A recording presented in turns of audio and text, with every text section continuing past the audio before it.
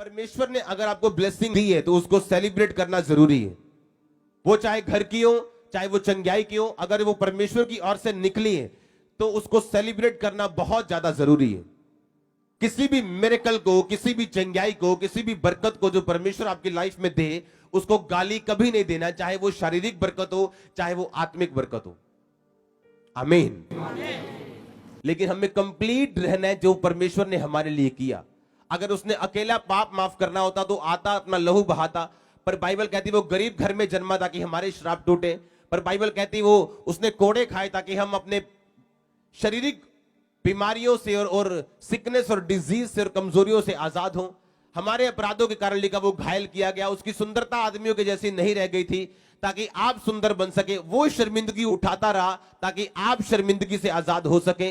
वो क्रूस जो शर्मिंदगी की निशानी थी, आज आपके लिए घमंड की निशानी इसलिए है कि प्रभु यीशु मसीह ने उसे उठाया, मारा गया, गाड़ा गया और तीसरे दिन मुर्दों में से जी उठ के शैतान का तमाशा बनाया और आज तक उसका तमाशा बनता आ रहा है।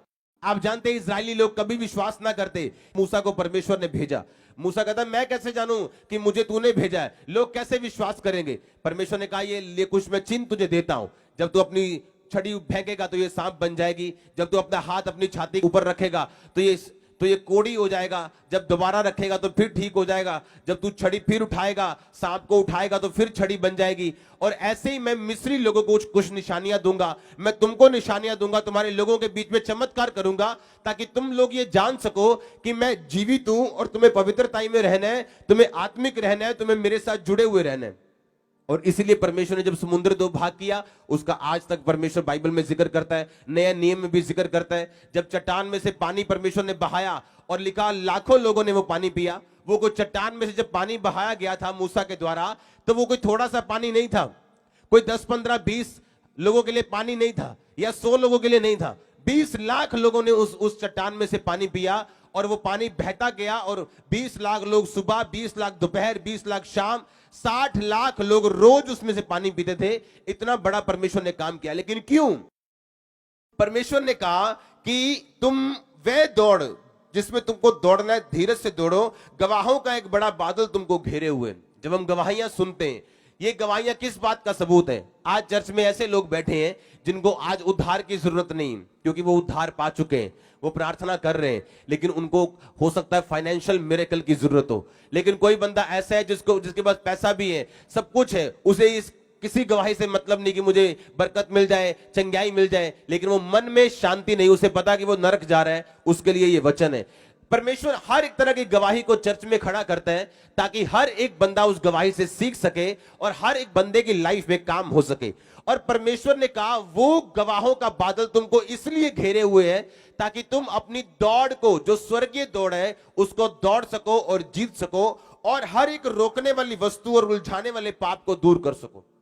पुराने नियम में इसलिए परमेश्वर ने काम किए ताकि लोग समझ सके कि मैं जीवित परमेश्वर हूं, ताकि वो इधर उधर ना भागे, ताकि वो मूर्ति पूजा में ना भागे और जान सके कि मैं जीवता परमेश्वर हूं और मेरी आराधना कर सके और मेरे साथ जुड़े रह सके। और परमेश्वर ने कहा तो हर एक रोकने वाली वस्तु और उलझाने वाला पाप अपनी जिंदगी से दूर करो। अब आप समझ गए ये गवाहियां किस लिए?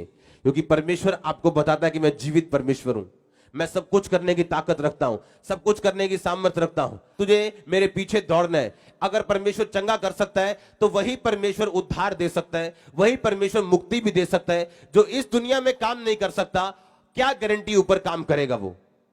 अगर इस दुनिया में अगर वो काम कर सकता है परमेश्वर, तो वो सब दुनिया का परमेश्वर है, वो आपका और मेरा भी परमेश्वर है और जीवित परमेश्वर है। आप इस बात को कंसीडर करो, ध्यान रखो कि आपको बड़े काम के लिए प्रभु ने चुना, चाहे आज आपको उन कामों का पता हो या ना हो, लेकिन परमेश्वर की योजना बड़ी है। क्योंकि बाइबल कहती है वो कल्पनाएं और वो योजनाएं जो मैं तेरे विषय में करता हूं, तेरे लाभ के लिए, हानि के लिए नहीं। आमीन।